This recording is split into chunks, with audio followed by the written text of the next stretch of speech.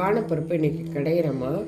காணா அல்லது கொள்ளுன்னு கூட சொல்லுவாங்க. இது நெஞ்சு சளிக்கெல்லாம் நல்லது, உடம்புக்கு ரொம்ப நல்லது. இதுக்கு நான் இந்த அளவுக்கு காணம் எடுத்திருக்கேன். அதுக்கு ஒரு 10 பல்லு பூண்டு உரித்து வச்சுருக்கேன், 3 பச்சை மிளகா, சின்ன வெங்காயம் ஒரு 4. இந்த காணப்பயிரை நைட்டே ஊற போட்டு வச்சுருக்கேம்மா. இன்றைக்கி இதை குக்கரில் போட்டுட்டு வெங்காயம், பச்சை மிளகா, பூண்டு எல்லாமே சேர்த்து ஒரு 3 விசில் விட்டு எடுத்து கடைஞ்சிடுவேம்மா. குக்கரில் இந்த ஊற வச்ச காணப்பயிர் சேர்த்துருக்கேம்மா. பச்சை மிளகா பொடியை கட் பண்ணி போட்டேன், சின்ன வெங்காயம் பொடியை கட் பண்ணி போட்டிருக்கேன், பூண்டு சேர்த்துருக்கேன். இதில் கொஞ்சம் உப்பு சேர்த்து ஒரு 4 விசில் 3 விசில் விட்டு எடுத்துக்கோங்க. ஆனால் இது கடைய முடியாது, நான் மிக்சியில் தான் 1-2 அடித்து எடுத்துக்கிடுவேம்மா. 4 விசில் விட்டு எடுத்துட்டேம்மா. நல்லா வெந்திருக்கு. கடைய முடிஞ்சால் கடைஞ்சிக்கோங்க, இல்லைன்னா மிக்சியில் ஒரு சுற்று விட்டு எடுத்துக்கோங்க. இந்த தண்ணியை வடிச்சிருவேம்மா. இந்த தண்ணியில் அப்படியே ரசம் வச்சுருவேன் நான்.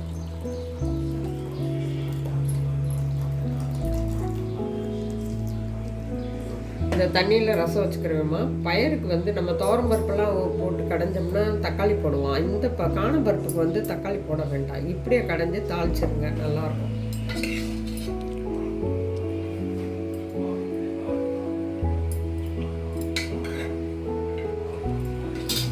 மிக்சியில் ஒரு சுற்று விட்டு எடுத்துக்கிறேன். உப்பு சாப்பிட்டு பாருங்கள், உப்பு பத்தலைன்னா கொஞ்சம் சேர்த்துக்கோங்க. இப்போ இந்த மாதிரி 1-2 அரைச்சிக்கோங்கம்மா, அப்போ தான் நல்லாயிருக்கும். ரொம்ப நைஸாக அரைச்சிங்கன்னா அது ஒரு மாதிரியே தெரியும். இது நல்லாயிருக்கும்மா. வானொலி வச்சுருக்கேம்மா. அதில் ஒரு 2 ஸ்பூன் அளவுக்கு கடலெண்ணெய் விட்டுக்கிறேன். எந்த எண்ணெய்னாலும் சேர்த்துக்கலாம், நல்லெண்ணெய் சேர்த்தா கூட நல்லது தான். கடுகு ஒரு ஸ்பூன் அளவுக்கு, சீரகம்மா ஒரு 2 பட்டை வத்தலை 2 கிள்ளி சேர்த்துக்கிறேம்மா. கருவேப்பிலை கொஞ்சம்,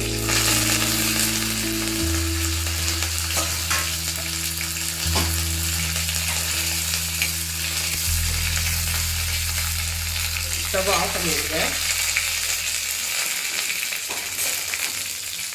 ஸ்டவ் ஆஃப் பண்ணிவிட்டு அந்த பருப்பில் சேர்த்துக்கோங்கம்மா.